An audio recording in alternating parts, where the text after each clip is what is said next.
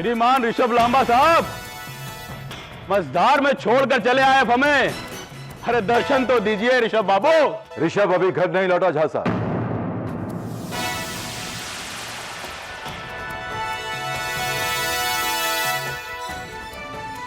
और मुझे बड़ा अफसोस हुआ है आज की रैली में जो कुछ भी हुआ है। राजनीति में अफसोस का कोई मोल नहीं होता। वो कौड़ियों के भाव भी नहीं बिकते लांबा साहब। हमें और कुछ नहीं, सिर्फ वोट चाहिए, जो आज तक मिलते रहे हैं और इसीलिए हम सत्ता में हैं। आपकी बड़ी बहू की बेवकूफी की वजह से हम हार नहीं मानने वाले और हमें जीतने के लिए आपका साथ चाहिए। अब क्या हो सकता, क्या कर सकता हूं मैं? आपके परिवार के बाकी सदस्यों के साथ मिलकर हम अनुष्का जी को आज रात इतना बदनाम कर देंगे कि उन्होंने रैली में जो कुछ भी कहा है उसका बुखार जनता के सर से उतर जाएगा। आपको क्या लगता है कि हम अपनी ही बहू के साथ ऐसा वैसा कुछ होने देंगे? आपकी अपनी बहू ने जैसा किया फिर भी आप उसे अपनाए हुए हैं। भरी सभा में आपके परिवार के सम्मान की धज्जियां उड़ा दी, ऋषभ बाबू का अपमान किया और उसके बाद भी आपकी बहू अपनी लग रही है। ऋषभ बाबू और इस परिवार के सम्मान के लिए जरूरी है कि अनुष्का जी के बारे में परिवार के सदस्य कुछ ऐसी ऐसी बातें कहें कि जनता उस चरित्रहीन महिला का बहिष्कार कर दे। ना जाने आप कैसे घर में रहते हैं झा साहब, क्योंकि आपकी बातों से तो लगता है कि आपको पता ही नहीं घर क्या होता है। वरना आप इस घर में खड़े होकर ऐसी बात करने की जुर्रत नहीं करते। इस घर का कोई भी सदस्य अनुष्का के खिलाफ अपनी जुबान पर कोई बात नहीं लाएगा। मीरा, तुम्हारी इसी अनुष्का ने हमारे जीतते हुए ऋषभ को हरा दिया। हारने दो ऋषभ को, पर मैं इस घर को नहीं हारने दूंगी रमन। माफ कीजिएगा, हारने तो हम अपनी पार्टी को भी नहीं देंगे। चलिए लांबा साहब, पार्टी ऑफिस में चलकर तय करते हैं कि आगे क्या करना है। शायद ऋषभ बाबू भी आ गए हों। नमस्ते।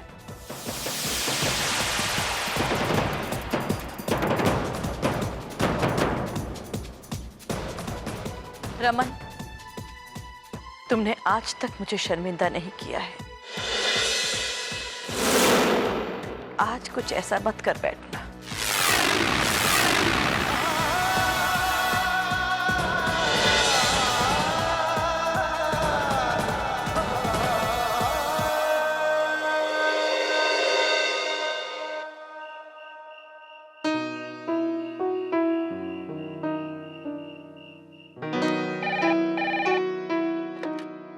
हेलो।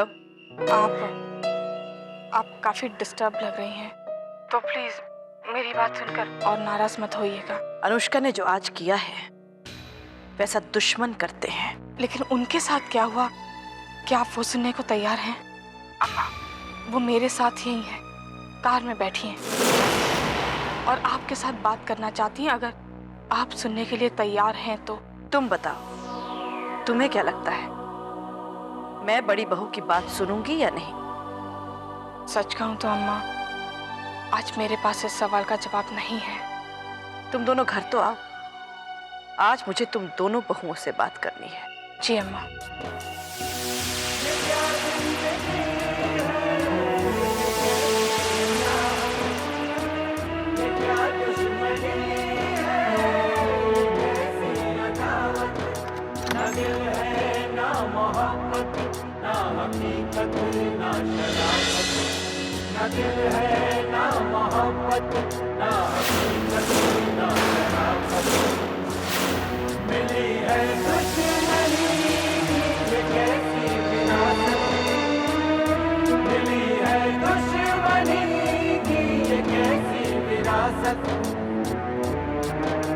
विरासत ये विरासत, विरासत ये विरासत, विरासत ये विरासत, विरासत ये विरासत। गलती मेरी है, मैंने तुम पर नहीं दुनिया की बात सुनकर तुम पर नाइंसाफी की।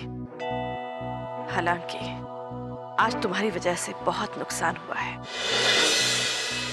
कई सपने जलकर खाक हो गए। फिर भी मैं सुनना चाहूंगी तुम्हारे मुंह से, तुमने ऐसा क्यों किया अनुष्का? मैं पिछले ऋषभ को भूलकर नए ऋषभ के पास लौट आई थी मम्मी जी, और मैं अपने पति के लिए कुणाल के खिलाफ भी गई थी। पर इस सबका मुझे सिला क्या मिला मम्मी जी? ऋषभ ने अपने फायदे के लिए कुछ लोगों से मुझ पर हमला करवाया और फिर मेरे खिलाफ अभद्र नारे लगवाए। ऐसा कैसे हो सकता है? ये हुआ है अम्मा। कल रात अपने पार्टी वर्कर्स के साथ मिलकर जेठ जी ने वहीं बैठकर ये साजिश रची थी।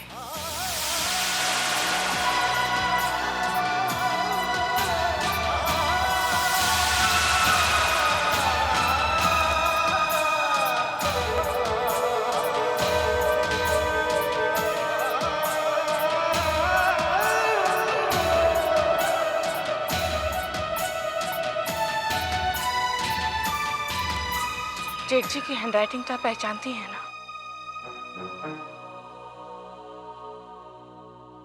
कल रात की इस साजिश को आज 12 बजे अंजाम दिया गया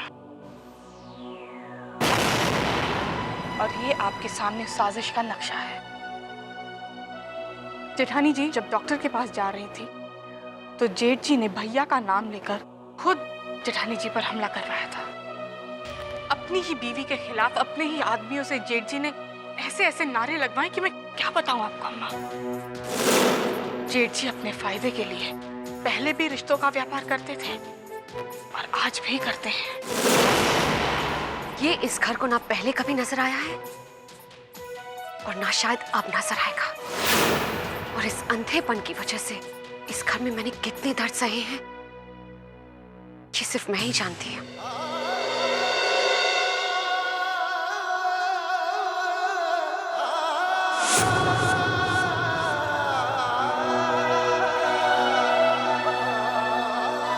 इतनी बातें सुनने के बाद,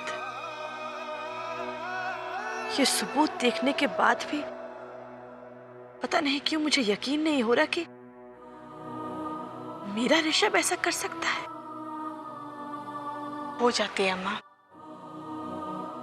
ममता भी कभी कभी बेईमान हो जाती है। दुनिया के बड़े बड़े गुनहगार भी तो किसी ना किसी माँ के बेटे होते ही हैं ना। और हर माँ अपने बेटे को गुनहगार थोड़ी मान सकती है। रिश्तों से ऊपर उठकर इंसाफ आप बहुत पहले किया करती थी, पर अब आप अपनी ममता के सामने मजबूर हो गई हैं।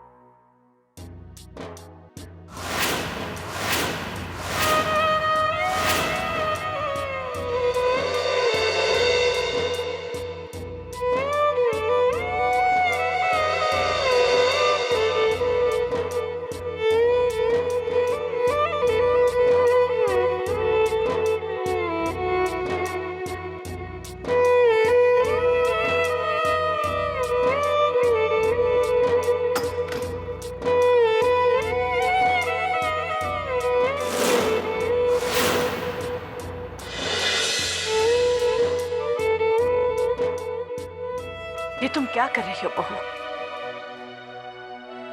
आज रात बहुत कुछ हुआ है मम्मी जी, जिसमें यह भी हुआ है कि मेरा और ऋषभ का रिश्ता हमेशा हमेशा के लिए खत्म हो गया है। ये खत्म कैसे हो सकता है बहू? तुम्हारा और ऋषभ का रिश्ता तो तुम्हारी कोख में पल रहा है।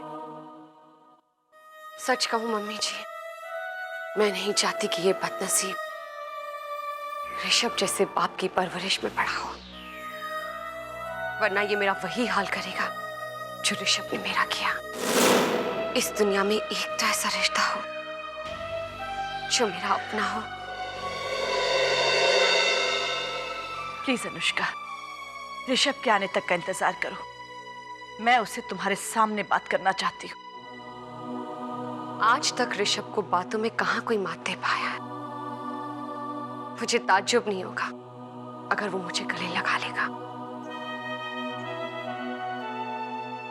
पर मैं जानती हूं कि गले लगाना उसकी दुश्मनी की शुरुआत होती है और अब तक तो उसके दिल में मेरे लिए इतनी कड़वाहट भर गई होगी कि वो किसी हाल में मिट नहीं सकती। मम्मी जी, मुझे अपना नहीं, अपने होने वाले बच्चे का डर है। वो मुझे और मेरे बच्चे को पहले भी मारने की कोशिश कर चुका है। कोशिश का तो मुझे नहीं मालूम, पर इस घर में तुम्हारी माँ रहती है। तुम्हारा यहाँ कोई कुछ कैसे बिगाड़ सकता है ये मैं देखती हूँ। कहीं मत जाओ बहू, आराम करो। हो सके तो अपनी इस माँ को एक मौका तो देकर देखो। मुझे अपने होने वाले बच्चे के बाप पर भले ही गर्व ना हो, लेकिन उसकी दादी पर जरूर गरूर है। अगर जिंदगी ने कभी मौका दिया तो मैं उसे अपनी ही नहीं, आपकी परवरिश में भी बड़ा करूंगी।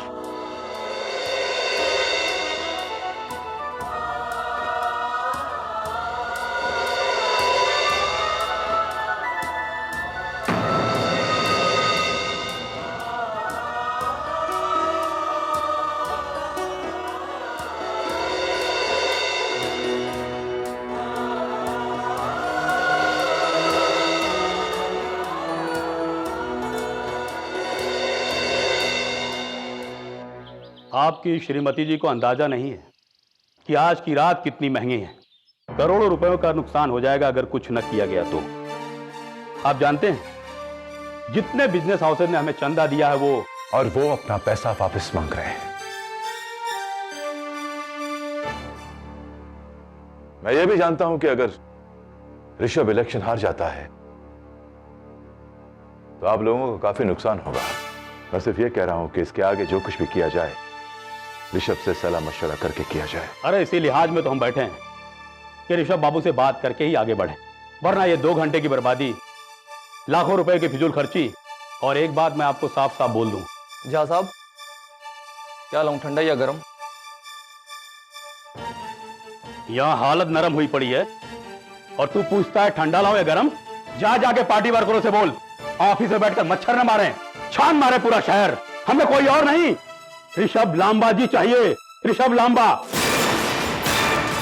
और लांबा साहब, ऋषभ बाबू का इंतजार 1 घंटा करने की श्रद्धा तो हम रखते हैं, लेकिन उसके बाद ना तो मैं आपकी सुनूंगा और न ऋषभ बाबू की। अनुष्का जी को एक ही रात में हम इतना बदनाम कर देंगे, इतना बदनाम कर देंगे कि उनके कल के सुबह का सूरज का रंग काला ही होगा। आप ऐसा कुछ भी नहीं करेंगे। देखिए, ऋषभ बाबू का फोन हो तो बात कराइए। ऋषभ का फोन नहीं है। हेलो, हाँ कैलाश बोल। तू अब मेरी सुनेगा या पूरे शहर की? रमन, पूरा शहर तेरे पे थू-थू कर रहा है। कैसा परिवार है ये, जिस परिवार की बहू अपने ही पति की रैली में आकर ऑपोजिशन कैंडिडेट के झंडे गाड़ कर चली जाती। हाँ कैलाश, आज रात तेरे बेटे के झंडे तो लहरा रहे हैं, एंड एज एक्सपेक्टेड तू मेरे जख्मों पर नमक छिड़क रहा है। रमन, जिन जख्मों की तू बात कर रहा है वो मेरे अपने जख्म हैं। जिस परिवार की जगहसाई हो रही है वो मेरे पुराने दोस्त का घर है, मेरी बेटी का ससुराल। माना कि मेरे बेटे का फायदा हुआ है, पर रमन, मेरा बहुत बड़ा नुकसान हुआ है। यही होता है जब एक परिवार के मर्द घर की औरतों को अपने कारोबार में घसीटने की कोशिश करते हैं। तुझे अपनी बड़ी बहू को इस रैली में शामिल करने की क्या जरूरत थी?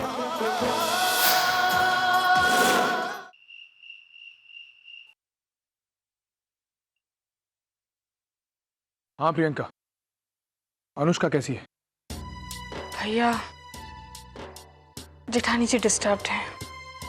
फिलहाल तो अपने कमरे में ही है, लेकिन एक अच्छी बात यह है कि अम्मा का काफी सपोर्ट है। अब देखना यह है कि ऋषभ कैसे पेश आता है। जज्बातों में आकर अनु ने अपना बहुत बिगाड़ लिया है, रूलिंग पार्टी से झगड़ा मोल लिया है।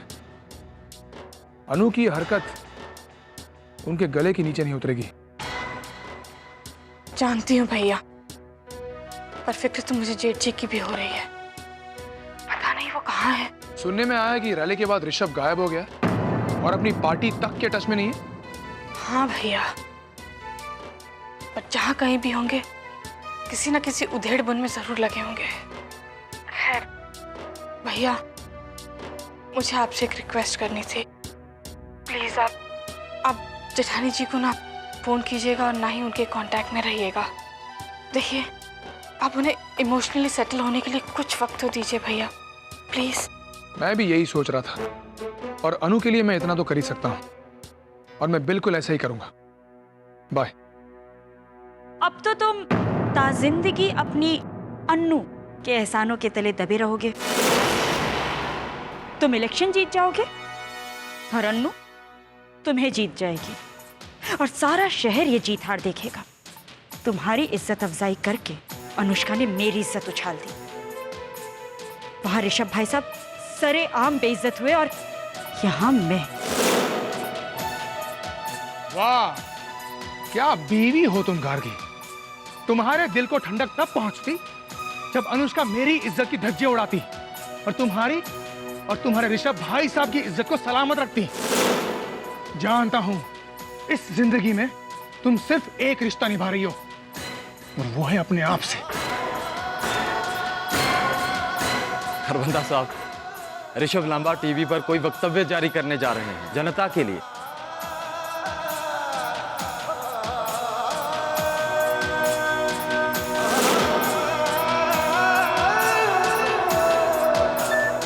आगामी चुनाव में जो लोग मुझे वोट देने जा रहे हैं, मेरी आप लोगों से विनती है कि मुझे वोट न दें।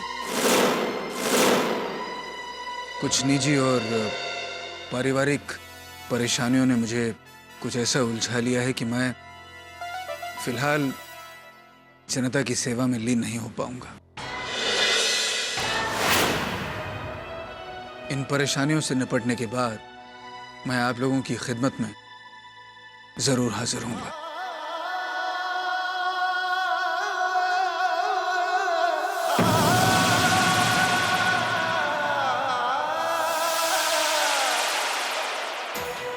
ऋषभ लांबा नाम के आदमी ने तो मुझे बर्बाद करके रख दिया, कहीं का नहीं छोड़ा मुझे। मैं देखता हूं कि क्या करना है, आप जरा शांति रखिए। अरे लांबा साहब, आप शांति की दुहाई दे रहे हैं।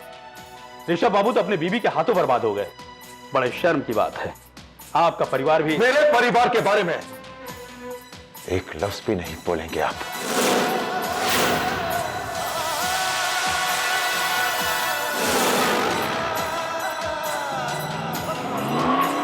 रमन, पूरा शहर तेरे पे थू-थू कर रहा है। कैसा परिवार है ये, जिस परिवार की बहू अपने ही पति की रैली में आकर ऑपोजिशन कैंडिडेट के झंडे गाड़ कर चली जाती है। बड़े शर्म की बात है, आपका परिवार भी।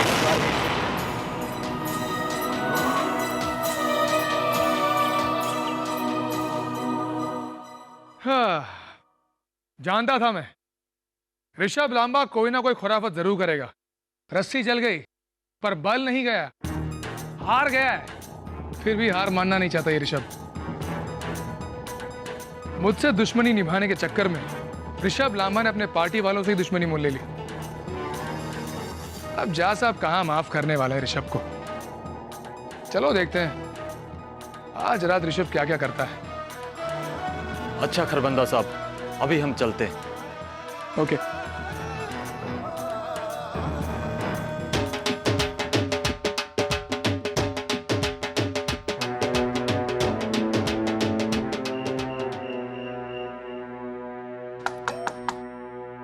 जेठानी जी, जेठानी जी डिनर के लिए आ जाइए, अम्मा बुला रही हैं।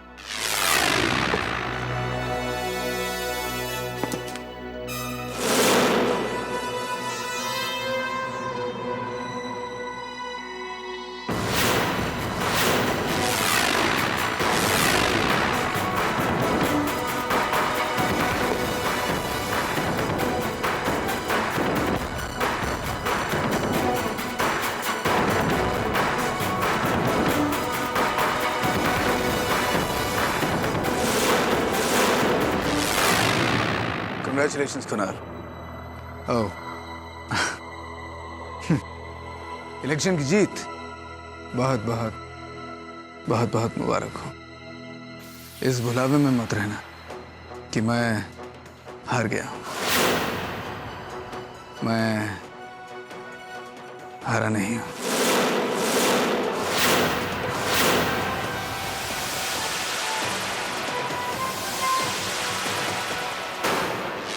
जेठानी जी खाना लग गया।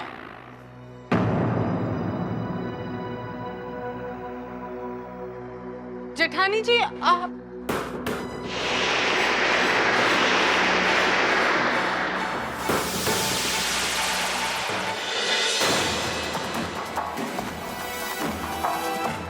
अम्मा, अम्मा जेठानी जी अपने कमरे में नहीं है। क्या?